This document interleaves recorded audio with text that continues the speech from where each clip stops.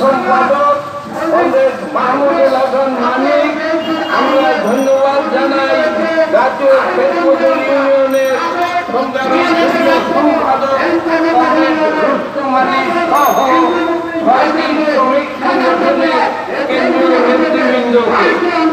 আজকে আমাদের এটি একটি সংক্ষিপ্ত ছোট আকারের প্রতিবাদ। আমরা এই প্রতিবাদের মধ্যেই সীমাবদ্ধ থাকব না। এই প্রতিবাদ দিনের পর দিন বড় হবে, সারা দেশব্যাপী ছড়িয়ে পড়বে। আমরা শুনে অবাক হবেন যে এই বেনজির একাই যে সম্পদ করেছে, যে সম্পত্তির মালিক, সেটি যদি সরকার করে নিলামে বিক্রি করে সেই টাকা দিয়ে বাংলাদেশের 42 লক্ষ গার্মেন্টস শ্রমিকের জন্য রেশনিং এর বন্দোবস্ত করা যায়।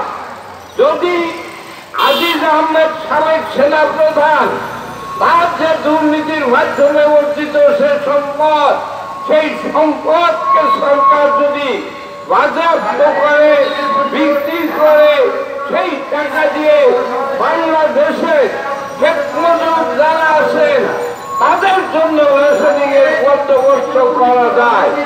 আমরা চাই আজকে শুধু বেনজির আজিজ নয়, সরকারি এবং বেসরকারি যত দুর্নীতিবাজ আছে তাদেরকে আগামী 1 সপ্তাহের মধ্যে চিহ্নিত করে তাদেরকে বিচারের আওতায় এনে তাদের সম্পত্তি বাজেয়াপ্ত করে রাষ্ট্রীয় তহবিলে আনার দাবি জানিয়ে আজকে আমাদের দেশ প্রধান সেটি হবে শ্রমিক কৃষকের মন্ত্রী এবং দুর্নীতির বিরুদ্ধে রুখে দাঁড়ানোর জন্য এই মন্ত্রী শক্তিশালী হবে, সেই আশাবাদ ব্যক্ত করে আমরা আজকে এই সংক্ষিপ্ত কর্মসূচি শেষ করছি।